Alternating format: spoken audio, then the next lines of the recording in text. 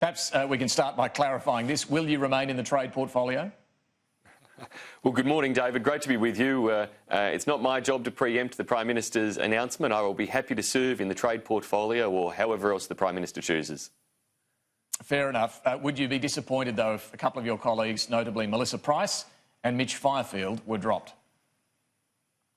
These are never easy decisions for Prime Ministers in terms of crafting the best cabinet for the future. I know that Scott Morrison has been taking his time this last week to think about the structure and the personalities and the people best placed to take the country forward. It's a serious responsibility for all of us sitting around the cabinet table. Of course, I feel for any colleague who may miss out in such a process, but the PM has to do what is right for the government and for the nation in this, and I'm confident that's what he will do today. Can you just clarify, with Christopher Pyne now gone, are you, Simon Birmingham, now the leader of the moderates in the Liberal Party? David, look, we don't have formalised factions in the Liberal Party.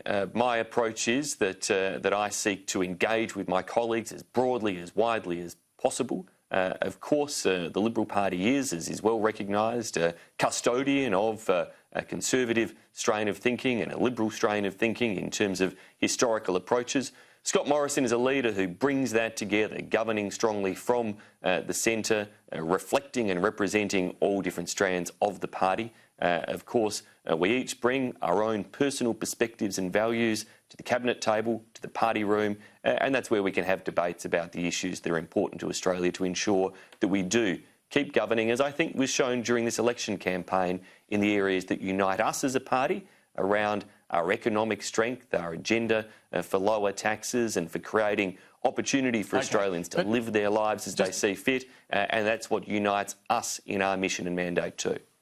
OK, but just back to this question, though. You say you have no organised factional blocs. Certainly looking at the leadership contest of last year, we did see the moderates move as a very organised bloc behind Scott Morrison, and that gave him the Prime Ministership. So just back to this question about who is now leading that bloc. Where do you sit in the hierarchy? David, I think that is for others to choose. These aren't things that, as I say, are organised or contested or elected. In the end, we work in a very collaborative way across the government, each of us making sure we reach out and collaborate with the colleagues who we are close to. As I say, yes, of course, there are differences of opinion. They're well reported on. But the issue that is most important is how we resolve those differences of opinion. And I have absolute confidence that a leadership team... Can you answer, did you have any consultation with the Prime Minister about the new ministry he's announcing today? Look, I gave some thoughts to the PM, as you would expect. I'm sure many of my colleagues did as well. About ultimately, though, that is his decision. Should be in and out? I'm not going to go into the content of the thoughts that I might give, David. And ultimately, it is a matter for the Prime Minister. He makes these decisions. It's his cabinet, his ministry, and it's one that I'm sure he will have crafted in a way that takes the country forward to implement the agenda that we took to the election. Let's look at your portfolio then, if you do stay as expected as Trade Minister. What will be your priorities for the term ahead? We have a very busy agenda as a government in terms of the trade portfolio. First and foremost, to make sure that we legislate and ratify the agreements that were finalised over the last few months with Indonesia, Hong Kong, and before that, Peru. We want to make sure they come into reality, and that will require support from the Labor Party, and I hope that given particularly the significance strategically of the Indonesian agreement, that we see that support for swift ratification of that. There's still some processes around the Joint Standing Committee on Treaties that are transparency processes that are important to complete and to ensure they're fully undertaken, but then we'll look to bring that to the Parliament. In terms of future agreements... Just on that, is that this year? You expect that to be before the Parliament this year? I would hope so, David. I hope that we can bring it to the Parliament this year and that we can see it finalised and ratified before the end of the year. We then want to make sure that we conclude negotiations on the Australia-European Union agreement. That's a critical one. The EU is Australia's second largest trading partner. That's a very large trading bloc. And of course, dependent upon what happens with Brexit, we are well placed to secure a trade agreement with the UK should they leave the EU in terms of trade terms. Then we have to look at how... Sorry, on that Brexit, just let me jump in there on the Brexit issue. Of course, we don't know where that's going to land, but what's Australia's view right now? Is Brexit going to be a good thing or a bad thing for Australia?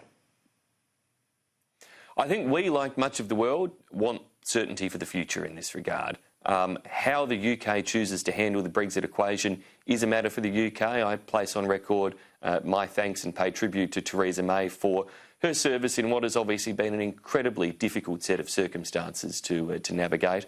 Her government has been a good one for us to work with in preparing Australia for whatever eventuality occurs. We have put in place agreements... If that eventuality is a Boris Johnson-led government and a no-deal Brexit, would that be a good thing?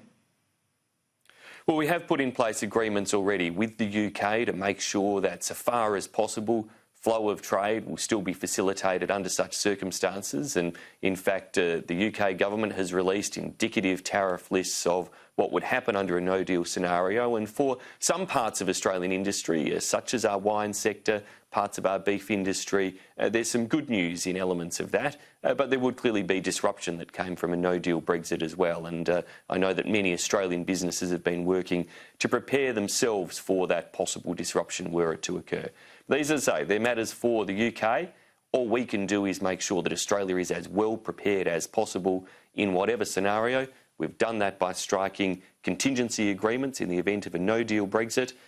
In terms of the longer term, we've got trade working group already in place with the UK that we could step up to instantaneous free trade agreement negotiations, which I hope we would then be able to strike and conclude very, very quickly. As countries with similar legal systems, shared cultural understandings and history, we really should be able to move swiftly, if the UK leaves the EU, to strike a new free trade agreement that is as comprehensive and ambitious as possible.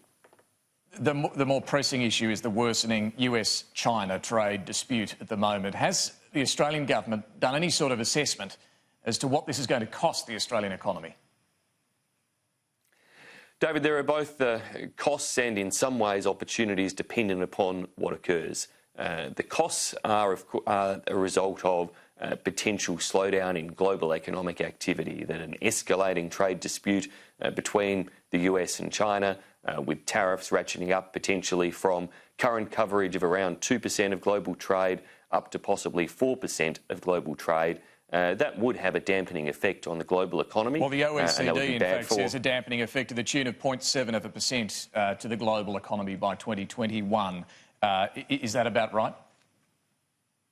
Well, I'm not going to argue with the OECD over those assessments, but they are assessments based on a series of assumptions, and exactly what occurs is unknown to everybody. However, in terms of flow of trade in goods in particular, but also potentially in services, there may be windows of opportunity dependent upon how particular trade flows are disrupted through such an escalation of tariffs. Australia has free trade agreements in place with both the United States, struck during the Howard era, as well as with China, struck during this era of a coalition government. And so we would make sure that through those agreements, we seize whatever opportunities are there available to Australia and continue to manage expansion of opportunities elsewhere. I didn't mention before the Trans-Pacific Partnership, currently 11 countries, but we would be looking over the coming year or two to see where we might be able to expand the TPP, to bring in further nations, to expand that large regional trading bloc. And that will create even further opportunities then for Australian exporters. For us as a government, we've seen Australian exports grow to record levels, seen our trade surplus reach a record level. 27 of the last 29 months, Australia has recorded a trade surplus, and we want to continue to expand market access for Australian exporters so they can be insulated and be buffered from some of these global headwinds and uncertainties. Just on the TPP you mentioned there, is there any prospect of going back to the US, given its trade dispute, trade war with China? Is there any chance of getting the US back in the tent? It's a matter for the US, but the TPP was, of course, largely crafted with the US in mind, or the US, sorry, as a player at the table during all of those deliberations and negotiations. If the United States were to choose that they wanted to re-engage, then I have no doubt that TPP members would welcome that engagement and be open to it. But at present, that doesn't seem to be highly probable, and in terms of future members for the TPP, they probably exist more within our Asian part of the region of TPP coverage. Okay. But on this trade war, I mean, I mentioned the OECD. Also, Morgan Stanley says if the US does or doesn't reach an agreement in the next month with China, things are going to worsen. The US is flagging a further $300 billion worth of Chinese goods would be hit with tariffs. And Morgan Stanley says this is going to send the global economy into recession. I'm not sure if you agree whether it's going to be that grim, but is the Australian government ready to do something about that locally, stimulate the economy further if necessary? David, we'll respond to uncertainties, I guess, as they unfold. We have worked as hard as we can and outlined a clear agenda that we spoke about extensively during the election campaign about the importance of keeping the Australian economy strong. We've just outlined in terms of trade access how critical that is to maintain exports out into the region and the world. In terms of domestic economic activity, our tax cuts are a critical component of that. It's about ensuring that Australians keep more of what they earn, but also then are able to invest, to have the confidence to be able to ensure they save for a house, they plan for their future and their retirement, but also that they spend and invest in ways that maintain our economic strength. And it is one of the critical things to give long-term certainty to Australian consumers and Australian businesses. We do need to see that comprehensive package of tax cuts and tax relief passed. And I hope that to remove any uncertainty there. When will that happen? A week on from the election result, are you any closer to working out when Parliament can sit? We have to see the writs returned, and of course we will bring the legislation forward at the first opportunity of the new Parliament. Now, the only uncertainty about whether or not that legislation can pass swiftly really does reside with the Labor Party's uncertain position on it at present. It would be remarkable if the first act of Anthony Albanese as Labor leader was to vote against tax relief for hard-working Australians. It would be a tin ear in terms of having listened to the electorate and what the electorate have said about backing in aspirational Australians to not back those tax cuts. OK, to be clear though, Labor is saying they would pass the low and middle income tax cuts that flow immediately. It's the higher income tax cuts that won't flow until the next term of Parliament that they're more concerned about. This is part of the disingenuous nature of this argument, though. For high-income Australians in the top tax bracket, the top 5% of income earners in Australia currently pay